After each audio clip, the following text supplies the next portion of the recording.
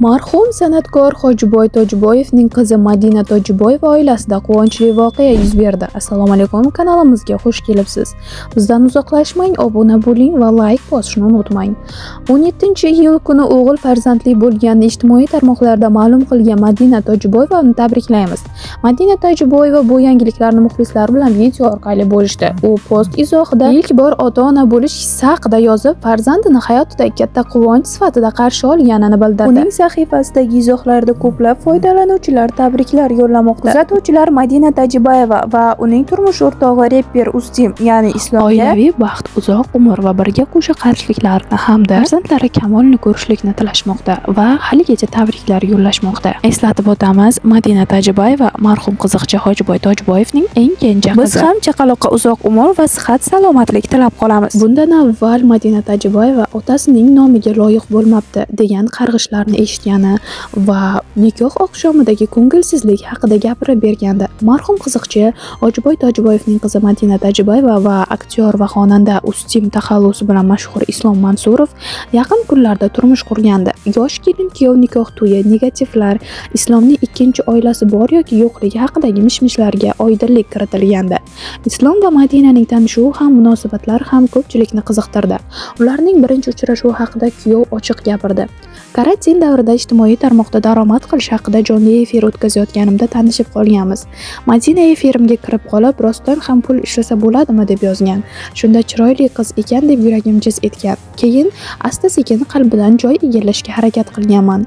Ichki hissiyot deydimi, birinchi ko'rganimda shu qiz meniki bo'ladi deganman va tanishganimdan bir haftadan keyin sevgi izhor qilganman deydi Islom Mansurov. Ammo Madina Tojiboyeva Islomga ikkinchi ayol bo'lib turmushga chiqdi degan izohlar ham yo'q emas. Bunga sabab Islomning yoshi 33 da ekani. Juda yosh emasman. 33 ga kirdim. Shuncha vaqtgacha o'zimga yoqqan qizni uchratmaganman va uylanadigan vaziyat bo'lmagan. Bundan tashqari jiyanlarim bor. Ularni videolarimda olib chiqqanimga ko'pchilik farzandi bor deb o'ylagan. Bo'lishi ham mumkin deydi u.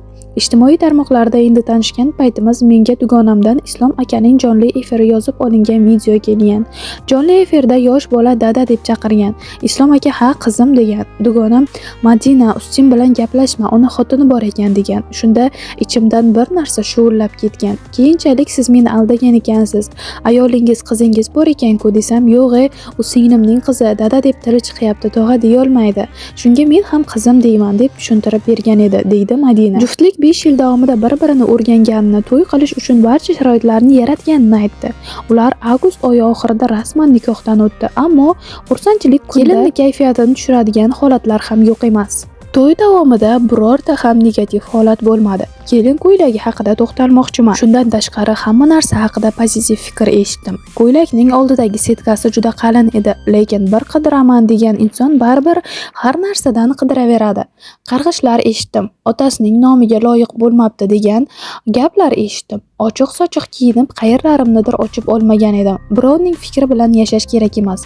O'ylaymanki, to'ylardagi eng chiroyli va zamonaviy oq libosni men kiydim deydi Madina Tojiboyeva.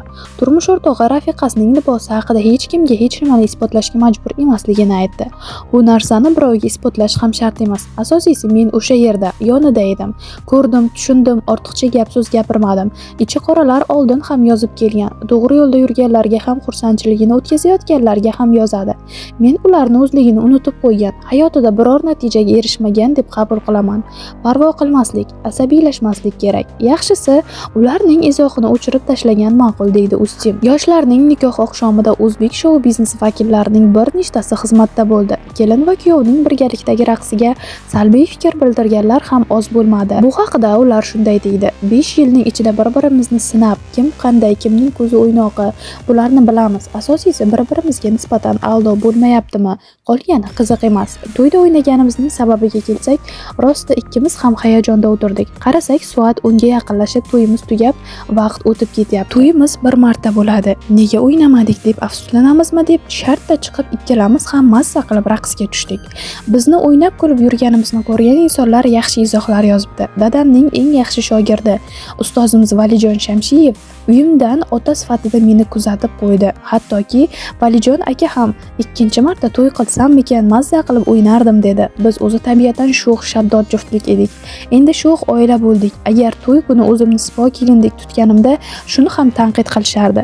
Aslida shu qiz edi, turmushga chiqib o'zini ko'rsatyapti deb. Shuning uchun ham men o'zimni borimcha ko'rsatishni xohladim va shunday qildim deydi Madina Tojiboyeva. Bizda hozircha shu, yangiliklardan uzoqlashmang, obuna bo'ling va like bosishni unutmang, hurmatli tomoshabin.